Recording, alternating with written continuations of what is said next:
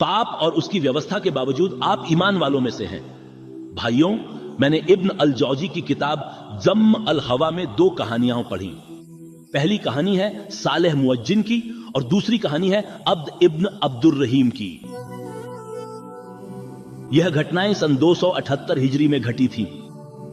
सालेह मुअज्जिन 40 साल से अजान देने वाले थे।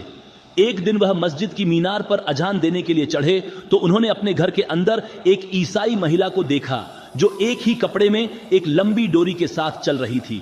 वह महिला उनके दिल में उतर गई। वह नीचे उतरे और उसके घर का दरवाजा खटखटाया। महिला ने पूछा, कौन है? उन्होंने कहा, सालेह मुअज्जिन। उसने दरवाजा खोल दिया तो सालेह ने उसे पकड़ लिया और उसे रिझाने लगे। महिला ने कहा, रुको और यह मत कहो कि तुम मुसलमान हो। क्या यह तुम्हारे धर्म में जायज है? क्या यह तुम्हारे यहां हलाल है? उसने कहा, मैंने इस्लाम छोड़ दिया है और मैं मोहम्मद सल्लल्लाहु अलैहि वसल्लम से बेजार हूं। महिला ने कहा, तुमने यह सब सिर्फ मुंह तक पहुंचने के लिए किया है? उसने उसके सामने सुअर का मांस लाकर रखा तो उसने खा लिया और उसे शराब दी तो उसने पी ली। वह अपने घर में एक अपराधी की तरह रहने लगा। जब वह नशे में हो गया तो वह कुछ करने के लिए आगे बढ़ा।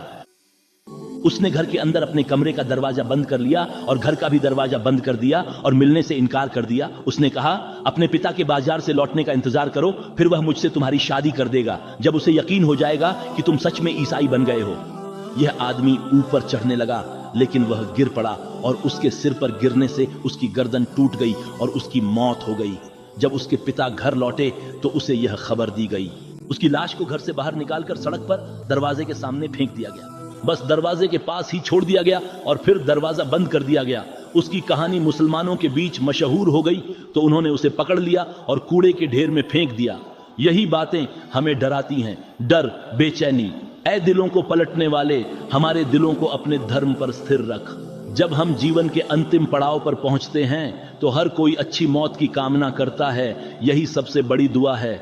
वास्तव में कर्मों का मूल्यांकन उनके अंत से होता है और जब अल्लाह अपने किसी बंदे से प्यार करता है तो उसे अपने लिए चुन लेता है। पूछा गया, कैसे चुनता है? तो कहा, मौत से पहले उसे आज्ञाकारिता की तौफीक देता है।